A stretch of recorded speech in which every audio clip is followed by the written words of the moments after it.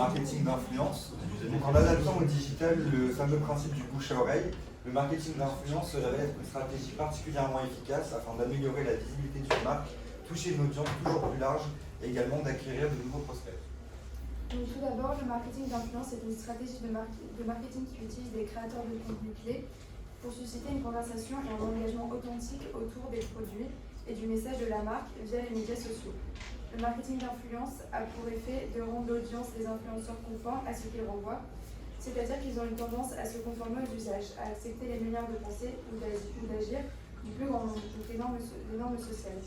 Cependant, ce conformisme va créer un certain sentiment de mal-être, c'est-à-dire malaise physique ou mental, sentiment désagréable, faiblesse, état d'esprit pénible chez les jeunes. Donc en effet, 40%, qui est juste ici, des jeunes filles qui passaient plus de 5 heures par jour sur Facebook ou Instagram présentaient des signes de dépression contre seulement 15% pour les garçons. Donc cette influence, elle impacte principalement la génération Z, donc ça va être les digital natives, donc les personnes nées entre 97 et 2010, donc qui n'ont pas connu le monde sans Internet et qui sont du coup très à l'aise pour utiliser tout ce qui est les nouvelles technologies. Donc cette génération s'inspire énormément des influenceurs qui les suivent, comme on peut constater avec le chiffre suivant. Donc 66% confient ainsi qu'elles ne feraient pas de démarche de retoucher et recadrer leur selfie si les standards artificiels en termes de beauté physique n'étaient pas si omniprésents sur Internet. Donc ainsi on peut constater que les jeunes ne seraient pas autant incités à modifier leur réelle apparence sur les réseaux s'il n'y avait pas des standards définis à cause du marketing d'influence. Donc comme demandé dans la méthodologie,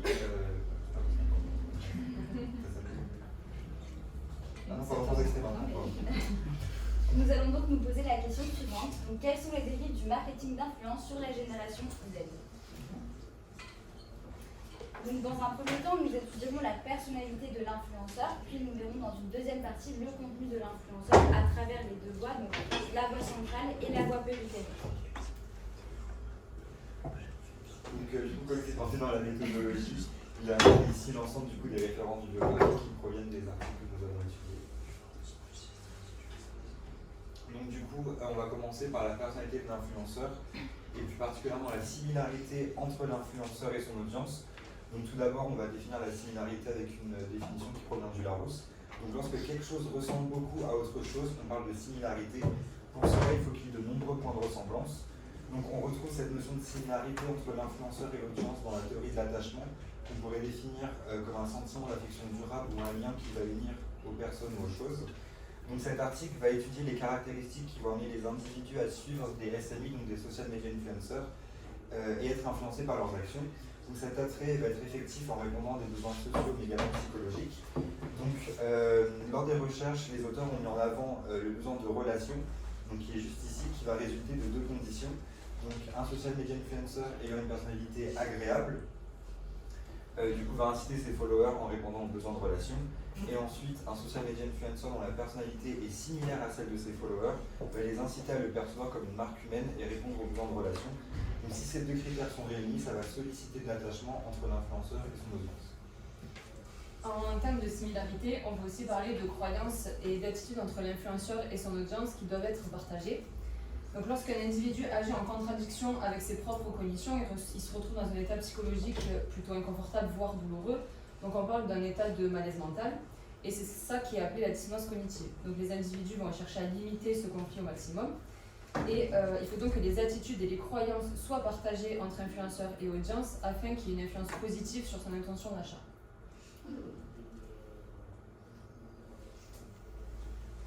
Ensuite, en plus de la similarité, on va parler de l'influenceur qui va devenir une référence, qui va devenir vraiment un objectif de vie pour son audience. Pour ça, je vais présenter la théorie des Big Five. Donc, c'est une théorie qui présente le leadership d'opinion.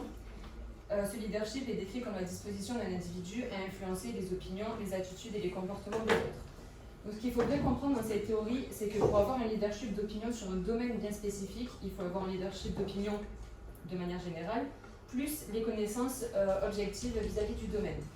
Donc, le leadership général plus les connaissances vont donner un leadership d'opinion à un domaine. Il va être influencé par ces 5 traits de personnalité, plus 2 autres éléments dont je parlais après. Donc il faut savoir que les personnes qui sont extraverties sont des personnes qui aiment être avec les autres, qui sont dans la communication, qui ont de l'énergie, qui ont plutôt une orientation sociale forte. Les gens qui ont de l'ouverture sont les gens qui sont ouverts aux expériences, qui s'intéressent à de nouvelles choses, qui sont intellectuellement curieux, qui aiment être informés des nouveautés dans les domaines de prédilection. Ensuite, il y a l'amabilité, donc qui est une tendance à être compatissant, à être coopératif, à vouloir aider les autres. La conscienciosité, donc qui est l'autodiscipline, le respect des obligations, si on est organisé, discipliné. Et enfin, le névrosisme, donc qui est le contraire de la stabilité émotionnelle, donc la tendance à éprouver facilement des émotions désagréables, la colère, l'inquiétude, l'anxiété.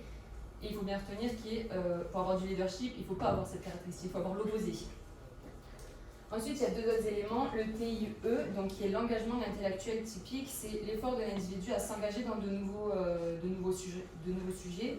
Il est curieux et désireux d'apprendre, et plus ce TIE est élevé, plus l'implication sera forte pour apprendre de nouvelles choses.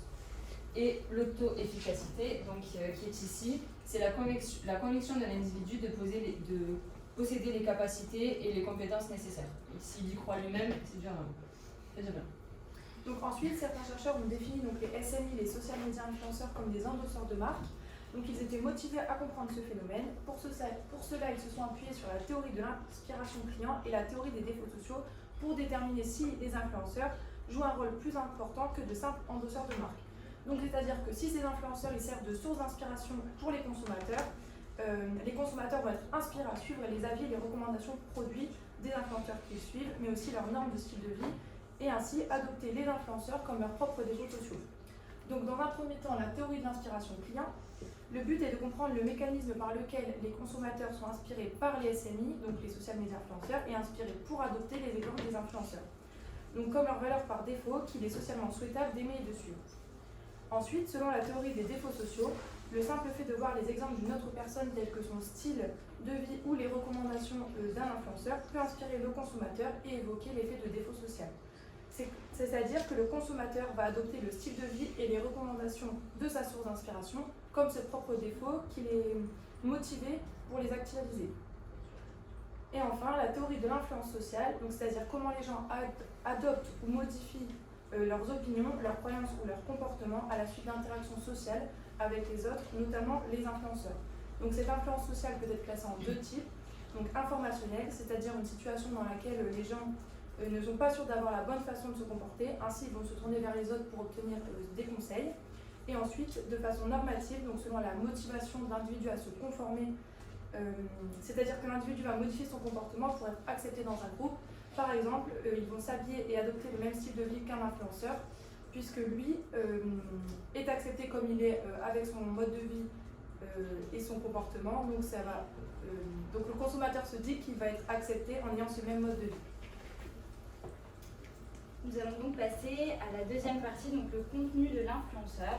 Dans un marché en pleine expansion où les influenceurs exploitent les plateformes des médias sociaux pour réaliser des vidéos sur leur centre d'intérêt dans le but d'attirer des internautes du monde entier, nous allons tenter de comprendre, à l'aide du modèle de persuasion ELM, quels sont les éléments qui contribuent à devenir un influenceur superstar des médias sociaux.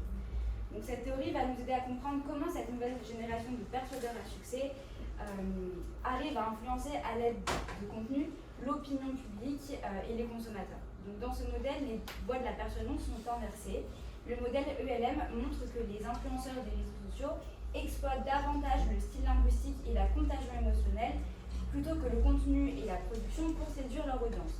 Donc par la voie centrale, l'audience est concentrée sur le fond du message. Dans le cas des influenceurs, cela passe par le style linguistique et la contagion émotionnelle. Donc cela sous-entend l'utilisation d'un langage proche, concret et interactif et la capacité de l'influenceur à transmettre des émotions à son public. Par conséquent, un influenceur capable d'utiliser un langage proche, concret et interactif, comme par exemple avec l'utilisation des pronoms comme moi ou je, va pouvoir établir une connexion avec son public et dans certains cas déclencher la proximité psychologique avec ses abonnés. Par la voie périphérique, l'audience est concentrée sur la forme du message et donc dans ce modèle, la voie périphérique se définit par l'expertise du contenu et de la production. Donc la production concerne la qualité de la production vidéo, tandis que l'expertise du contenu va correspondre à la pertinence de l'information. Ce qu'il faut comprendre, c'est que ici, les influenceurs ne sont pas des experts dans leur domaine. ils ne sont pas experts non plus dans le produit qu'ils mettent en avant, et en ce sens, l'expertise du contenu, qui est à l'origine un élément central, devient dans le cas des influenceurs, et dans ce modèle plus précisément, un élément périphérique. Je vais laisser la parole à Estelle qui va vous parler du contenu central plus en détail. Donc au niveau du contenu central, comme on a expliqué, Morgane, on se fixe sur le fond. Et pour que ce fond soit bien compris, bien assimilé et pour qu'il influence correctement le consommateur, il y a 2 critères à bien retenir. C'est le niveau d'information et la crédibilité. Donc au niveau de l'information, ici, ça correspond au caractère informatif du poste. Donc c'est le fait ça fait référence à la capacité de fournir des informations qui sont pertinentes et fiables sur les produits présentés. Et le deuxième critère, c'est la crédibilité. Donc c'est un facteur très très important pour la persuasion et pour la confiance. Et la crédibilité se compose de 3 variables, qui est l'expertise, donc qui correspond à la compétence ou à la qualification de l'influenceur, à la fiabilité, donc qui est la perception qu'ont les récepteurs de la source en termes d'honnêteté, de sincérité. Et la dernière variable, c'est l'attractivité, donc qui est le fait de cela doit attirer l'influenceur au niveau du contenu. Donc maintenant, je vais vous parler du modèle SOR, donc stimulus, organisme et réponse. Donc pour établir une relation long terme avec leurs abonnés, les influenceurs doivent tenir compte des différents points de contact à leurs abonnés. Ce tableau représente le modèle de stimulus. Nous allons nous concentrer sur la partie donc, influencer credibility et attitude toward the influencer et les réponses. Le poste de l'influenceur détermine son comportement. Il doit susciter de la crédibilité auprès de leurs abonnés et chaque poste va également créer un changement d'attitude envers celui-ci.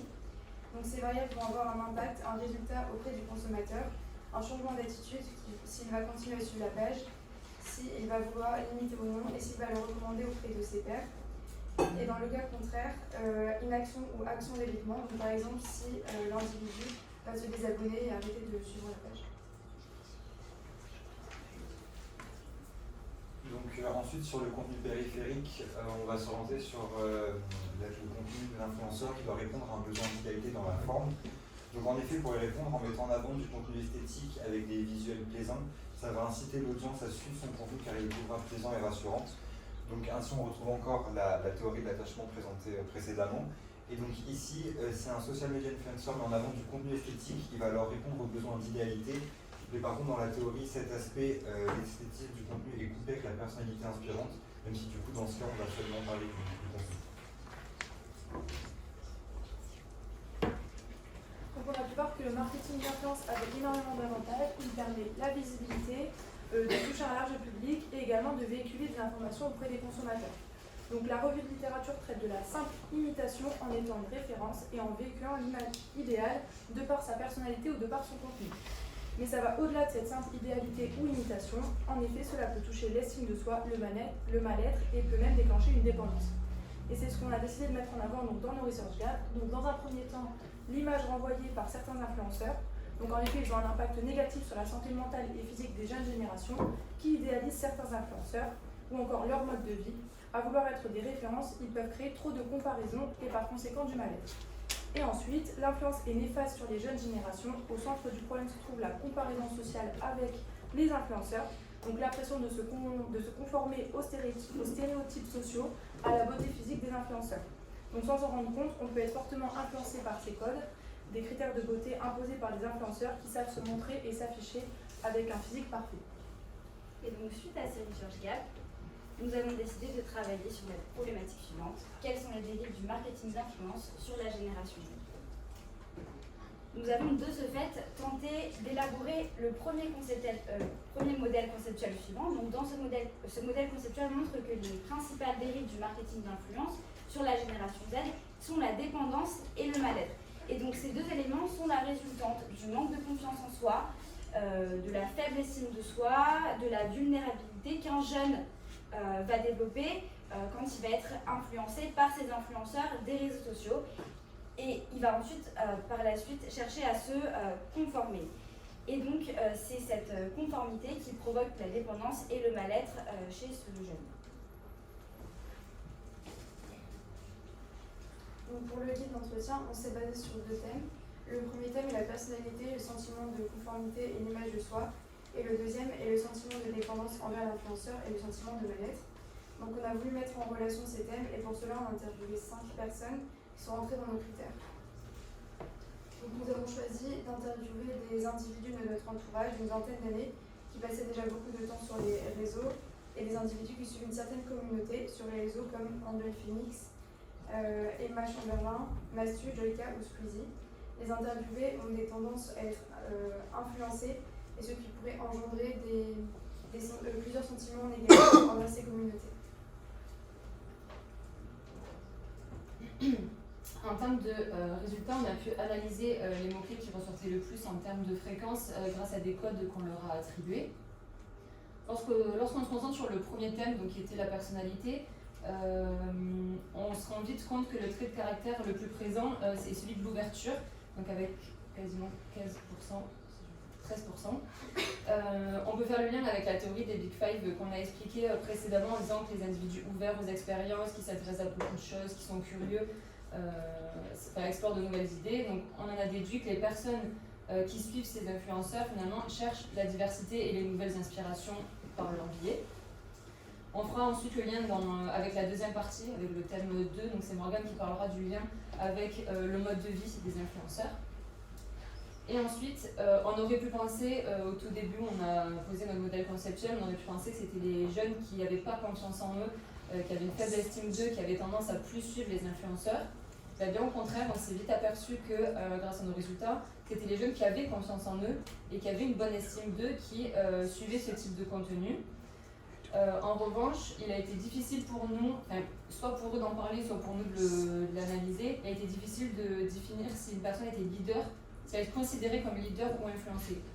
On s'est dit que c'était peut-être difficile de se caractériser comme leader ou influencé.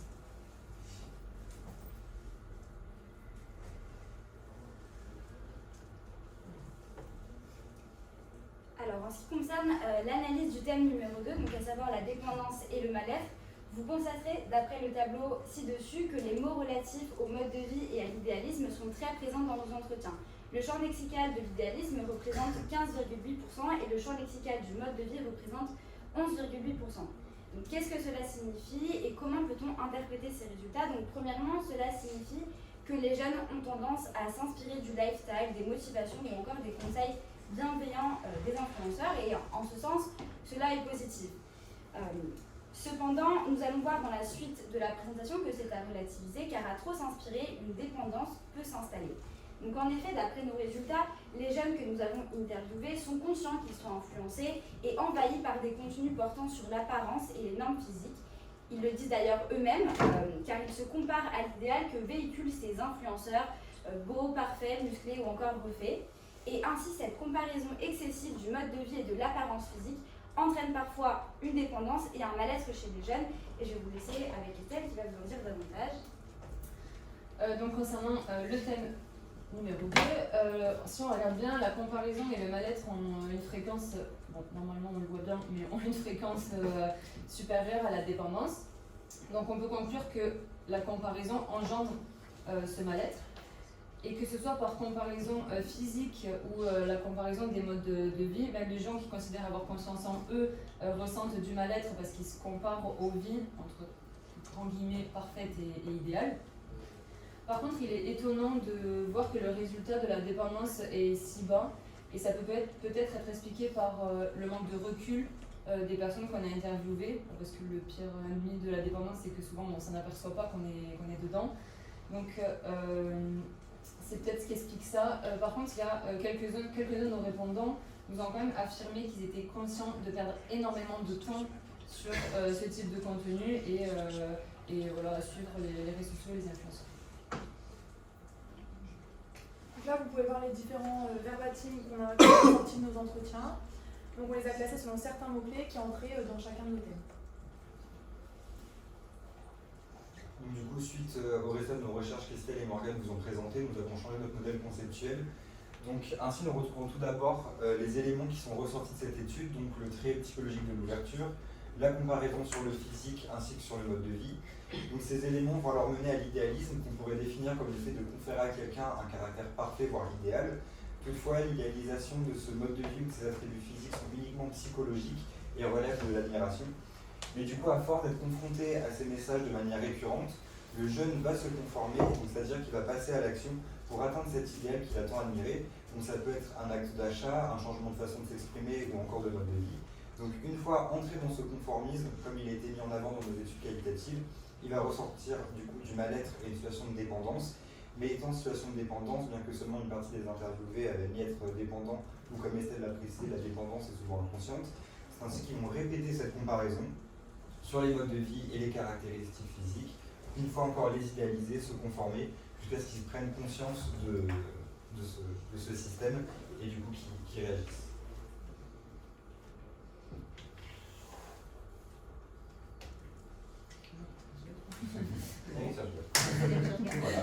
Merci.